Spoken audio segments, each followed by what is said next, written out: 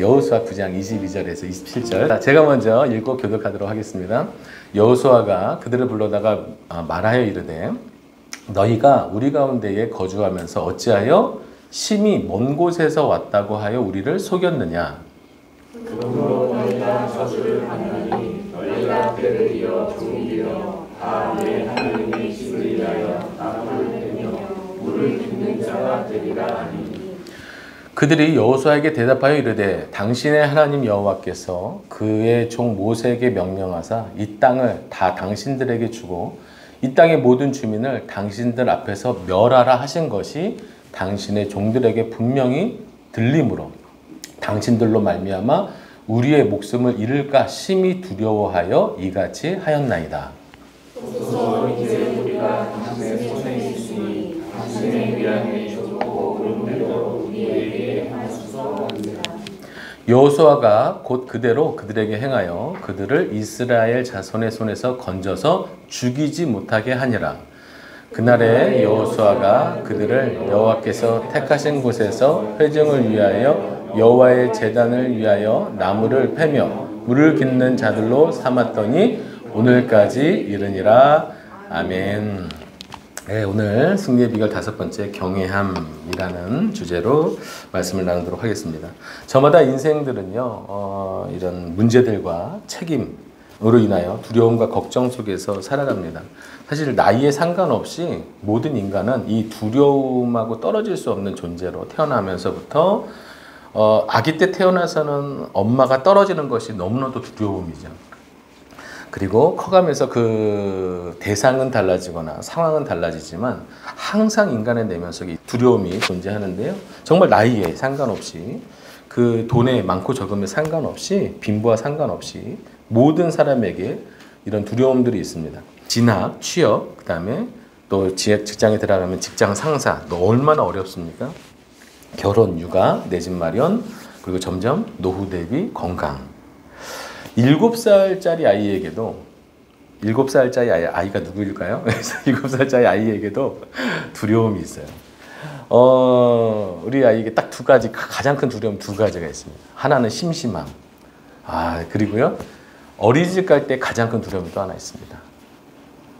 당근, 피망, 버섯, 양파. 우리는 그것이 너무 좋은 이제는 극복했고 이제는 그것이 우리에게 건강이라는 선물을 준다는 걸 알기 때문에 좋아하는 것이지만 7살짜리 아이의 대부분은요, 이 야채는 두려움입니다. 어린이집을 가기 싫어할 정도로 먹다가 토할 정도로 두려움을 갖고 그것 때문에 어린이집을 안 간다는 친구들도 있습니다.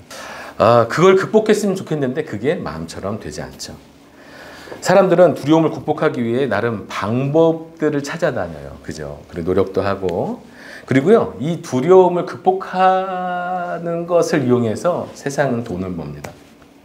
그리고 세상이 돌아가죠. 그래서 공부라는 두려움, 진학이라는 두려움을 극복하기 위해서 학원을 다니고요. 건강이라는, 노후라는 보험을 들고 저축을 하고, 투자를 하고, 운동을 하고, 건강식을 먹고, 이 단어들과 관련된 직종들을 찾아보면 다 돈 버는 직종들이에요. 혹시 보험을 몇 개나 들고 계십니까? 이 두려움이요, 사람 앞에서의 두려움을 우리는 주눅이라고 말하죠. 그리고 문제 앞에서의 두려움을 걱정이라고 말합니다. 그리고요, 이 두려움 앞에 마음이 무너질 때를 좌절이라고 말하고요. 그 두려움을 극복했을 때 성장이라고 이야기합니다. 그리고요, 이 두려움 때문에 하나님 앞에 나아가는 것을 믿음이라고 성경은 말합니다. 우리의 삶은 생각보다 이렇게 평화로워 보이지만 생각보다 영적인 전쟁터와 마찬가지로 이 성도는요, 하나님의 나라를 바라보며 살아가는 그 거룩한 좀 고상한 삶인 것 같지만 성도에게도 너무너무 많은 두려움과 이런 내면의 마음들이 이렇게 깊이 내재되어 있죠. 악한 영들은요, 이 두려움을 이용해서 성도가 바라보지 못하게 만들고요. 하나님은 이 두려움을 이용해서 당신 앞에 나오도록 인도하십니다. 그 중요한 건 악한 영들이 이 두려움이라는 무기를 삼아서 좌절시키고 무너뜨리고 하나님 앞에서 멀어지게 만드는 바로 영적인 전쟁터가 바로 이 세상입니다.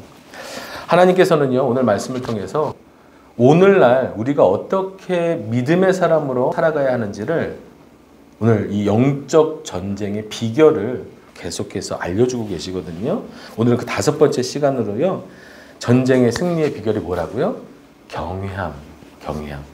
하나님 앞에서의 두려움이라고 표현하면 좀 더 쉬울까요? 하나님 앞에서의 두려움, 그것이 바로 믿음이죠. 자, 지난주까지 이야기를 조금 설명을 좀 해드려야 되는데요.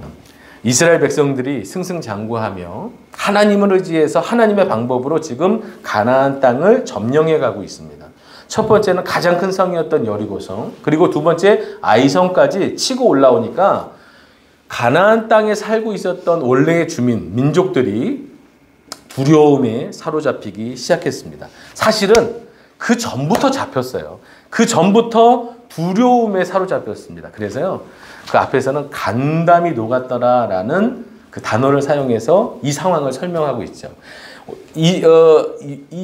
그 가나안 땅에 살고 있는 원래 주민들이 이 가나안 땅을 차지하기 위하여 오는 이스라엘 백성의 소식을 듣고 그들을 인도하시는 분이 하나님이라는 그 막강한 엄청난 분이라는 그 신적 존재에 벌써 간담이 놓고 두려워 떨고 있던 상태였죠. 그런데 여리고성이 무너지고 아이성이 무너지고 하나하나 정복되어 다가오자 이들이 이 두려움을 극복하기 위해서 한 방법이 무엇이냐면 연합이라는 거였어요. 연합. 원래는 그 가나안 땅에서 서로 차지해서 살기 위해서 싸우던 존재들인데 이때만큼은 이스라엘을 적으로 자기네들이 동맹을 맺어서 이스라엘 백성들을 이기기 위한 전략을 세웠던 것이죠. 사실은 맞아요. 연합을 하면 이길 수 있습니다. 그들이 연합을 하면요, 보이는 현실에서는요, 너무너무너무 유리합니다. 그들이 훨씬 더 군사가 많고요, 훨씬 더 지리적 유리함에 있고요. 그 다음에 그 땅에서 원래 살았기 때문에 너무나도 그 땅을 잘 이용해서 전략을 세울 수 있고요. 군사적으로, 지리적으로, 전술적으로, 그리고 신적으로도요. 신적이란 게 뭐냐면 그들은요, 각기 믿고 있는 신이 다 달라요. 그래서 너무너무 많아요. 가나안 땅에 우상들이 너무 많습니다. 그들에게는, 우리는 말할 때 우상이지만 그들에게는 자신들을 지켜주는 신이잖아요. 그들이 믿고 있는 신들이 그 가나안 땅에 우글우글 합니다. 그러니 군사적으로, 지리적으로, 전술적으로, 신적으로 너무너무 유리한 거 아닙니까? 모든 게 다 연합군에 유리하다라고 평가할 수밖에 없겠죠. 그런데 그 가나안 땅에 살고 있었던 주민의 족속이었던 기브온 족속이라는 한 민족이 그 유리한 연합을 포기하고 이스라엘 백성에게 찾아와서 여호수아 앞에 서서 우리와 평화 조약을 맺자고 이렇게 이야기합니다. 그런데 마치 가나안 땅의 주민이 아닌 것처럼, 멀리서 온 것처럼 곰팡이 난 음식을, 그 다음에 헤어진 옷과 신발을 입고 와서 마치 멀리서 온 것처럼, 그리고 당신들의 종이 되겠다고 스스로 자처하여 평화 조약을 맺습니다. 기브온 족속이 너무 유리한 연합을 포기하고 스스로 종이 된 이유가 무엇일까요? 이스라엘의 소문을 듣고 이스라엘 백성들을 인도하시는 하나님이라는 존재를 듣고 그 하나님이 명령하신 진멸이라는 단어를 듣고 그들이 두려워서, 죽을까 두려워서 이 평화 조약을 맺죠. 먼저 그 부분을 좀 다시 한번 확인하고 좀 갈까요? 한 24절만 읽어보겠습니다. 시작. 그들이 여호수아에게 대답하여 이르되 당신의 하나님 여호와께서 그들의 종 모세에게 명령하사 이 땅을 당신들에게 주고 이 땅의 모든 주민을 당신들 앞에서 멸하라 하신 것이 당신의 종들에게 분명히 들림으로 당신들로 하여금 말미암아 우리의 목숨을 잃을까 심히 두려워하여 이같이 하였나이다. 아멘.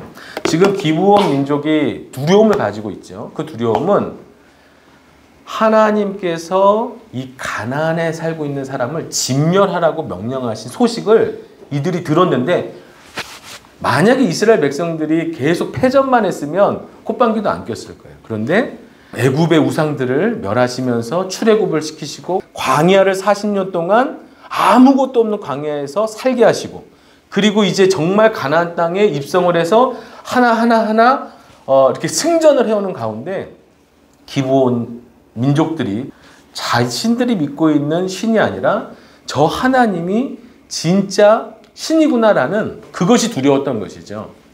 자, 그러면 여기서요, 우리 살짝 짚어보고 할 게 있어요. 왜냐면 우리 마음에 불편함이 있으면 믿음이 안 들어와요. 그것이 바로 진멸이라는 단어입니다. 진멸. 하나님께서 어떻게 그 사랑의 하나님이라는 분이 어떻게 그 가나안 땅에 원래 살고 있었던 주민들을 진멸하라고 하셨나라는 부분이 사람들은 너무 싫어합니다. 그리고 하나님을 믿지 못하게 만드는 말씀의 구절이 되죠. 자, 하나님은 왜 가나안 민족들에게 진멸을 선포하고 이스라엘 백성에게 명령을 하셨을까요? 우선 하나님의 명령을 신명기에서 제가 미리 좀 찾아놨는데요. 신명기 7장, 이거는 이제 가나안에 입성하기 전에 하나님께서 이스라엘 백성에 하신 명령이에요. 진멸이라는 사명을 이스라엘 백성에게 지금 주시고 있는 장면이거든요. 같이 읽어보겠습니다. 시작.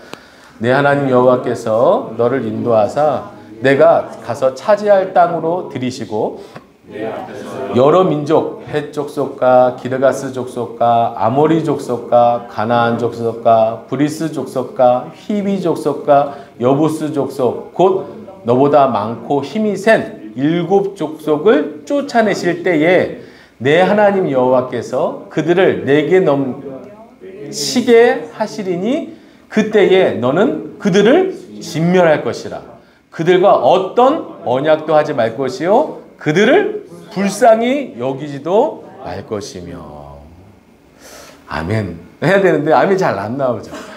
하나님이 생명을 진멸하라는 거예요. 그리고 그들을 살려낼 언약도 하지 말고요 불쌍히 여기지 말래요. 이게 하나님하고 속성하고 안 맞잖아요. 하나님 우리 얼마나 불쌍히 여기시는 분이십니까? 그런데 불쌍히 여기지 말래요. 현대의 개념으로는 절대 이해할 수 없는 잔인하신 하나님의 면모를 보여주고 계시죠. 아, 어떻게 이걸 이해해야 할까요? 근데요, 사실 진멸의 이유가 있습니다. 진멸의 이유가 있어요. 그 이유를 레위기에서 이렇게 얘기해요. 레위기 18장 전체가 그 이야기를 다루고 있는데요. 레위기 전체는 나중에 이제 집에 가서 꼼꼼히 살펴보시고요. 아이들이 좀 있어서 불편하긴 한데 말씀 그대로 전합니다. 자, 6절 읽어보겠습니다. 시작. 각 사람은 자기의 살부치를 가까이 하여 그 하체를 범하지 말라. 나는 여호와이니라. 이게 무슨 말인지 아시죠? 근친상간입니다. 살부치, 부모, 형제, 자녀. 지금 이 시대에도 간혹 뉴스에서 그런 폐륜적인 사건들이 나오죠. 이것이 가나안의 문화였어요. 있는 부모는, 힘이 있는 부모는 그렇게 자녀나 살부치나 형제나 자매나 부모도 그렇게 해도 그냥 그럴 수 있지 라고 이해되는 문화입니다. 그게요, 아까 6절이었잖아요. 6절인데 19절까지 그 세부적인 이야기를 합니다. 아버지, 어머니, 형제, 자매, 이복 형제, 이복 자매, 손녀, 외손녀, 이모, 고모, 삼촌, 며느리까지. 이런 일들이 없었으면 이런 말씀을 하실 필요가 없죠. 가나안의 문화가 그렇습니다. 근친상간. 두 번째가요, 20절에 나오는 뭘까요? 시작. 너는 내 이웃의 아내와 동침하여 설정함으로 그 여자와 함께 자기를 더럽히지 말라. 뭐 간통, 뭐 간음. 그러니까는 하나님께서 자기에게 주신 배필 외에 물론 그 당시 이제 이 중동 지방에 뭐 다처제라는 문화를 갖고 있었지만 사실은 하나님께서 원하셨던 문화는 아니시죠. 인간의 탐욕이 만들어낸, 그러나 그 문화 속에서 하나님 그냥 내버려 두신 그런 문화일 뿐입니다. 그런데요, 그것을 넘어서 이웃의 아내, 다른 남자의 아내죠. 그리고 그 당시에는 이제 고대 시대니까 전쟁을 해서 사람도 전리품이 되잖아요. 그럼 이제 종이 된단 말이죠. 그럼 종을 주인이 마음대로 할 수 있어요. 생명까지도. 그런데 그 여자예요. 그럼 뭐 할까요? 성적 놀이개로 삼죠. 그런데 그 여자가 또 자녀가 딸이 있어요.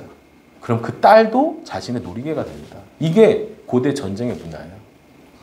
그러니 엄마가 만약에 그것을 잡혀가서 노예로 살고 있는 그 엄마인 여자가 볼 때는 자기 동생이, 자기 딸이 그런 성적 놀이개로 당한다면 삶을 살아갈 수 있을까요? 그럴 수 있지, 이렇게 이해할 수 있을까요? 자, 또 어떤 심각한 문화가 있었냐면 21절입니다. 시작. 너는 결단코 자녀를 몰렉에게 주어 불로 통과하게 하므로 내 하나님의 이름을 욕되게 하지 말라. 나는 여호와이니라. 뭐야? 몰렉이라는 신에게 자기의 자녀들을 인신제사하는 문화가 있었습니다. 그러면 생명을 바쳤으니까 풍요에 그보다 더 큰 풍요를 준다는 거죠. 그런데요, 자기가 정말 사랑하는 자녀를 바치는 게 아니에요. 이런 신들이 왜 존재할까요? 자기의 패부를 없애기 위해서 존재합니다. 그러니까 종하고 관계를 해서 자녀를 낳았어요. 마음에 들지 않죠.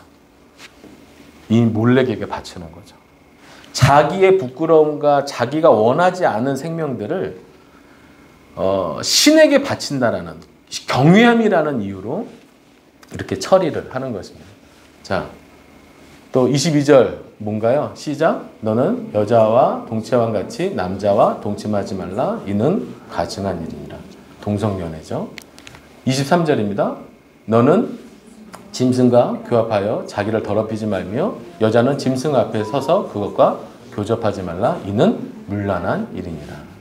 이거보다 더 타락할 수 있을까?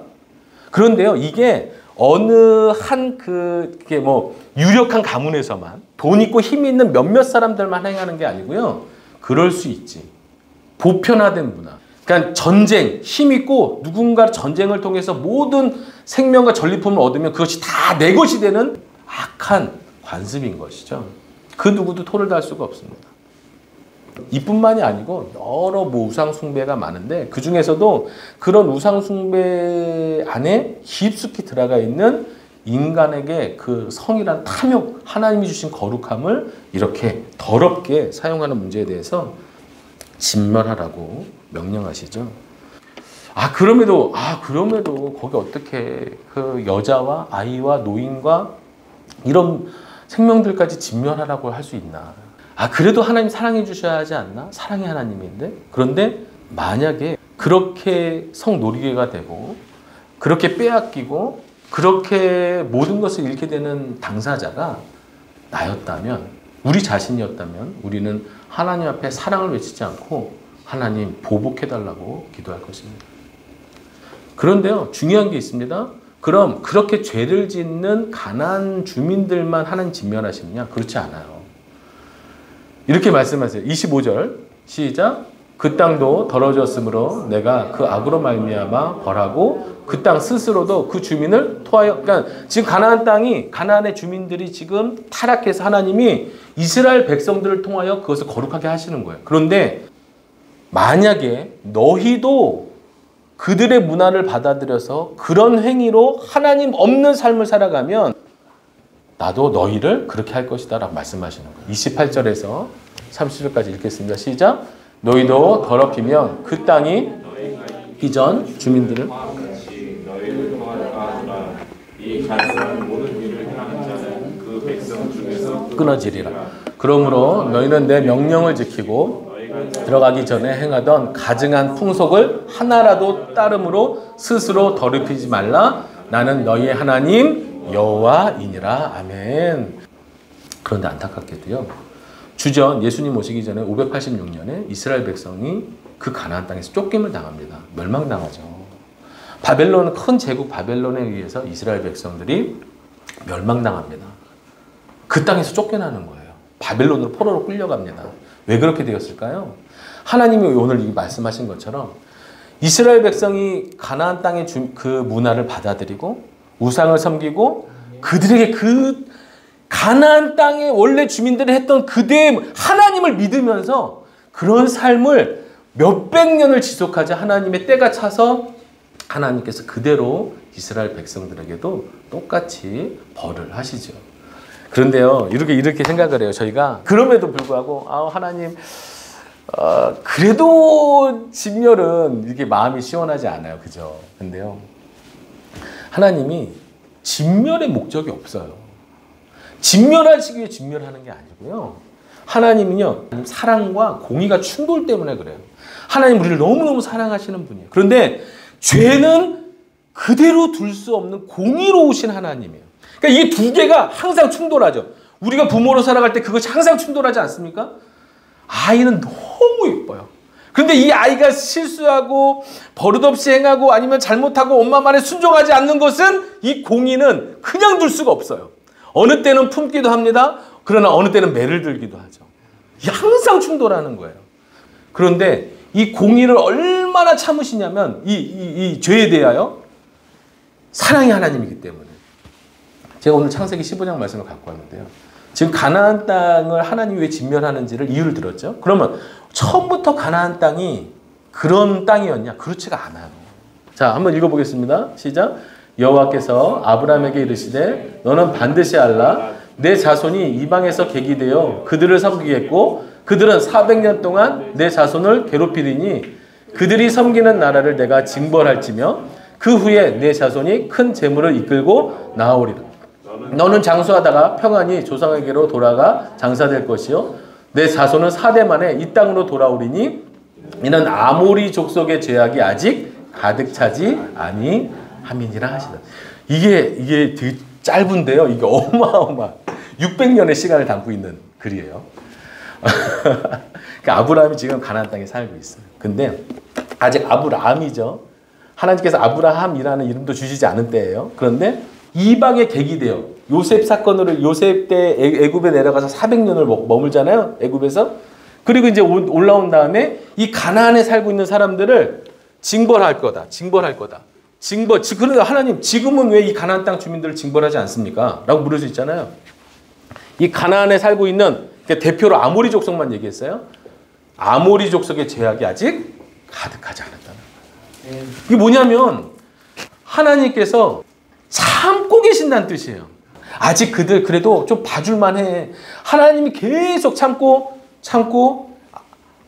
아브라함, 이삭, 야곱 그 다음에 이렇게 계속 이제 나가잖아요. 그 600년이 흘러서 지금 가나안 땅에 지금 다시 돌아온 거예요. 근데 하나님 그때 진멸을 멸하신 거죠. 이스라엘 백성들이 출애굽을 했습니다.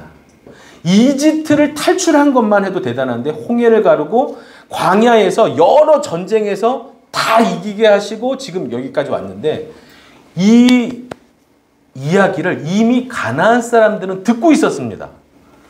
라합이 정탐꾼에게 하는 얘기예요. 자, 한번 읽어볼까? 시작. 말하되 여호와께서 이 땅을 너희에게 주신 줄 내가 아노라. 우리가 너희를 어떻게 해요? 심히 두려워하고 이 땅의 주민들이 다 너희 앞에서 어때요? 간담이 녹아 있어요 지금. 그리고요 그것만 아는 게 아니고요 완전히 이스라엘의 지금까지 역사를 이미 가나안의 원주민이 다 듣고 있어요. 어떻게 해요?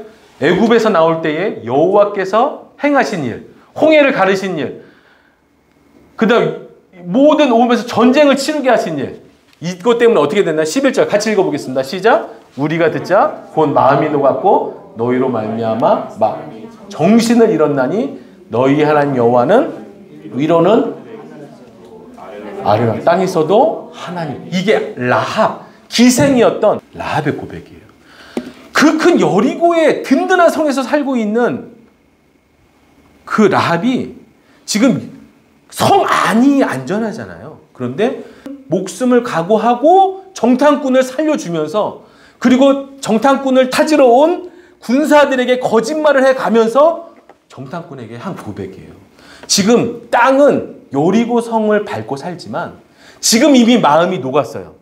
하나님 앞에 마음을 뺏겼어요. 하나님이 얼마나 크고 두려우신 분인지를 라합은 알고 있었고 그 두려움으로 인해서 뭘 했냐면 지금 내 목숨을 걸고 정탐꾼을 살려주기로 결정을 한 거예요.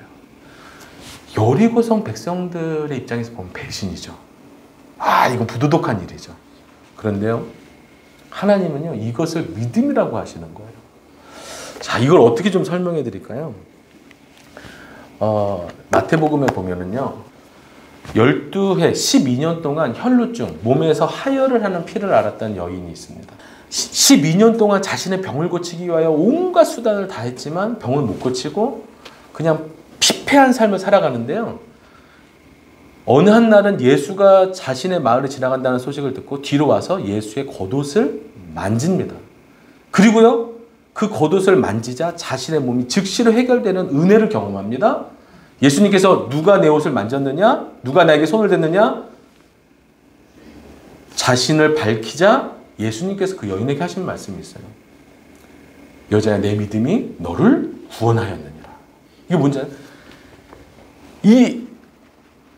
이 여인이 예수님께 나아간 이유가 뭐냐면요. 여기 한글에 이렇게 있어요. 자, 여기 21절 읽어볼까요? 이 여인이 그 창피함, 그 불결함, 다른 사람의 눈총, 질타를 무릅쓰고 예수님께 나아갈 수밖에 없었던 이유가 있어요. 뭐죠? 이는 제 마음에 그 겉옷만 만져도 구원을 받겠다 하면. 이게 복음입니다. 이게 복음이에요. 라합에게 있어서는 하나님이 그렇게 두려우신 하나님이라는 게 복음이에요. 그 두려움으로 인하여 어떻게 하는 거죠? 하나님께 나아간 거죠. 12해 동안 온갖 자신의 삶을 다, 물질을 다, 시간을 다, 에너지를 다 들여서 고치려고 했지만 고칠 수 없는 자신의 나약함. 그런데요, 어느 날 한 소문이 들렸어요. 예수라는 분이 있는데 그분에게 나가면 고쳐질 수도 있다라는 희망 같은 이 소문이에요. 소문. 될 수 있을지 없을지도 몰라요. 그런데요, 이 여인에게는 그 신락 같은 그 흐릿한 소망이요, 자신에게 믿음이 되었고 나아가서 예수의 옷자락에 손을 대기까지 나아가도록 만드는 이유가 되었죠. 그 소문이 곧 복음이었습니다. 라합에게도 그것이 복음이었고요. 오늘 같이 나누고 싶었던 기브온의 입장에서도 마찬가지예요. 연합이라는 얼마나 막강합니까? 군사력, 그 지리적, 전략적, 신적 모든 것을 압도하는 그 연합이라는 것을 포기하고요. 스스로 종이 되겠다는 거예요. 스스로. 왜 그런가요? 그 지금까지의 하나님, 지금까지의 이스라엘의 역사를 보면서 그 하나님이 참 하나님이시고 가나안의 땅에 죄를 진멸하시겠다라고 말씀하신 그 하나님이 반드시 그렇게 하실 것을 두려워했기 때문에 그렇게 속여서 조약을 맺었던 것이죠. 오늘 우리에게 하나님께서요, 많은 두려움이라는 이유를 주십니다. 근데 하나님은요, 두려움이 목적이 아니에요. 하나님은 우리를 두렵게 해서 겁에 떨게 해서 초라한 삶을 살게 하시려는 이유가 아니고요. 그 두려움이 복음이 되게 하시려는 이유입니다. 이 두려움을 어떻게 다루어 내실지를 우리에게 누가 이 영적인 삶의 전쟁에서 인생이라는 먼 여정, 긴 여정 속에서 어떻게 의미 있는 삶을 살아갈 수 있는지를 말씀하고 계시는 거예요. 두려움은 어떻게 보면 우리는 싫은 거고 나쁜 거지만 하나님은 그 두려움을 통해서 당신 앞에 나올 수 있도록 손길을 내밀고 계십니다. 하나님을 두려워하는 것이 믿음입니다. 라합은 무엇을 더 두려워했습니까? 기브온의 주민들은 무엇을 더 두려워하였나요? 오늘은 그 두려움이 우리의 믿음 되게 하시는 하나님을 붙잡는 시간입니다. 우리에게 주어진 삶의 여러 두려움들을 두려움으로, 슬픔으로, 좌절로 받지 않고 하나님께 나아가는, 하나님을 붙잡는 복음으로 잡는다면 반드시 승리하게 하십니다. 오늘도 그 하나님을 믿고 우리의 두려움이 변하여 우리의 믿음이 되는 은혜가 있기를 축복드립니다. 우리 함께 그 마음으로 결단하며 함께 찬양하겠습니다.